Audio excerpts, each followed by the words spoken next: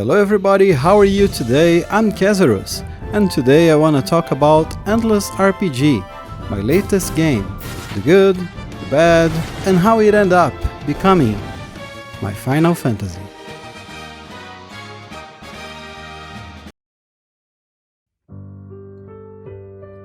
I've been making games with my brother since forever, really. We started with board games, then homebrew RPG rules, full tabletop systems, and eventually, computer games. Back in August 2006, I made Overkill, a super humble top-down shooter. My brother drew all the sprites in PowerPoint, imagine that. And I did the code. We both worked on rules as always. I only uploaded Overkill to Steam in October 2017 through the old Greenlight program. We want non-stop action. Do you like to shoot things?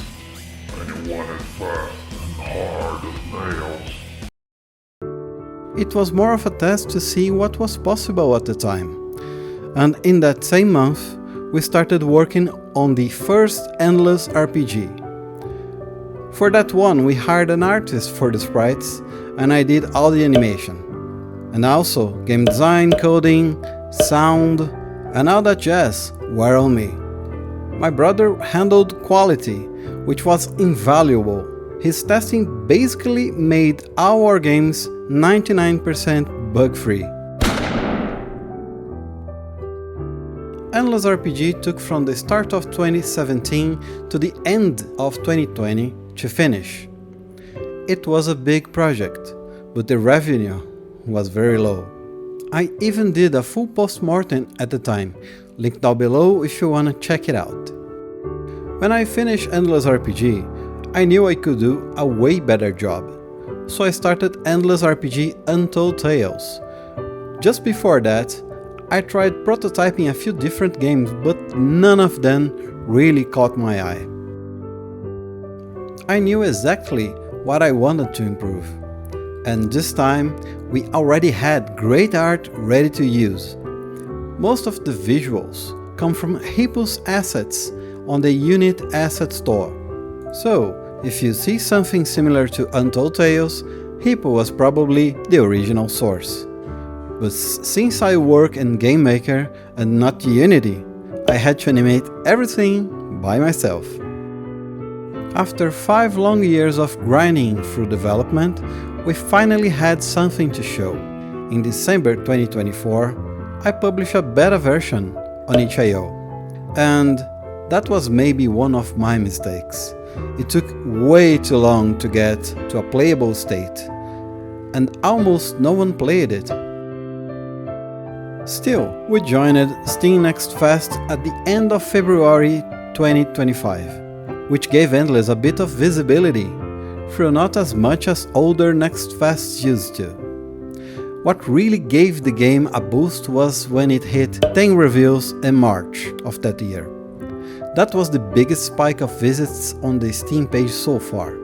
The next big one came when we hit version 1.0 and also 50 reviews, all at the same time.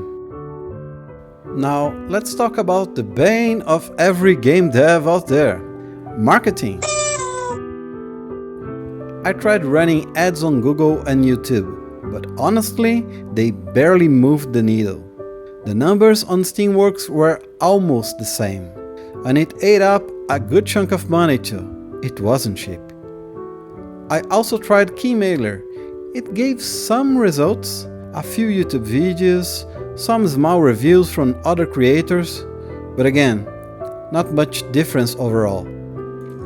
On top of that, I reached out to a lot of people. Streamers, journalists, big creators, small creators, over 400 contacts in total. And barely anyone replied. The few who did reply asked for money, but their numbers didn't really justify the investment. You know the formula. About 2% of YouTube viewers will visit your Steam page. Around 2% of those will wishlist the game, and roughly 10% of those will actually buy it. And this is the best case scenario. It's the doom funnel of marketing.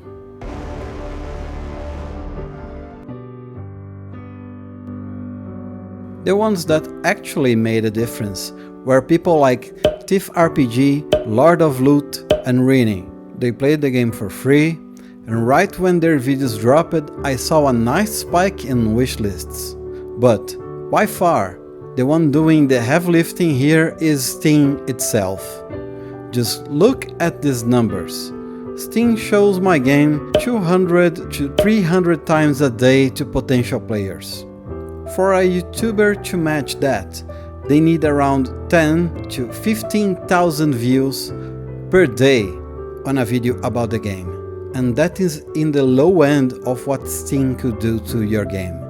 And well, all that led to the sales numbers I have right now, which, yeah, aren't great, shamefully.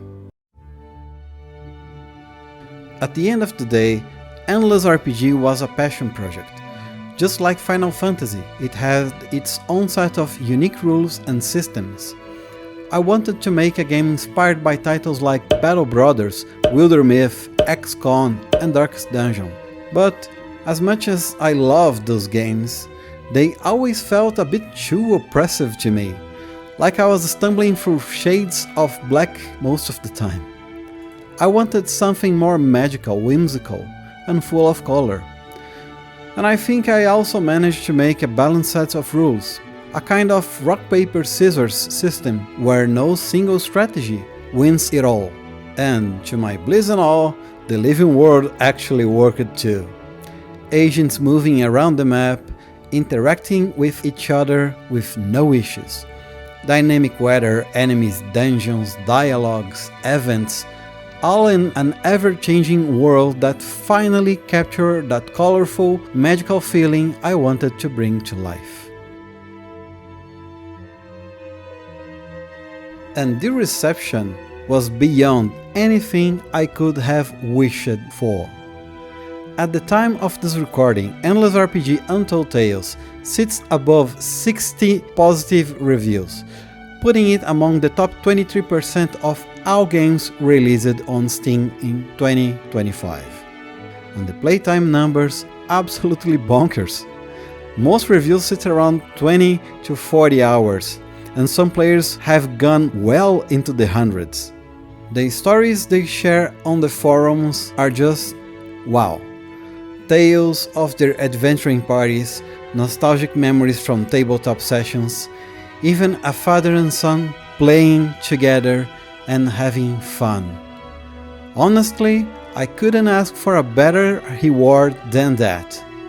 To my players, from the bottom of my heart, thank you. You are the best bunch of people an indie dev like me could ever hope to meet. And, well, I don't know if you have noticed where this was going, but there's a reason I call Endless RPG my personal Final Fantasy. You probably know the story. The name Final Fantasy came from the studio's last shot before shutting down. Their final game. Their Final Fantasy. In their case, it worked out really well. They made it. And they kept going. In my case, I quit my job during the last year of Endless RPG's development just so I could give it the time and dedication it deserved. But now the sales barely reach about 1/7 of what I used to make in a year. And from here on out, they will only go down. Still, it was such a fun and fulfilling journey, making this game with my brother, meeting incredible people, and finding fantastic players along the way. But making games isn't easy. For the past 9 years, I spent around 20 hours a week on game dev, on top of a 40-hour job. That's just not possible anymore. And that's why Endless RPG Untold Tales is my Final Fantasy. My last try. And you know what? I will do it all over again. I have no regrets. So if you have the desire to make a game, please go for it. Do it.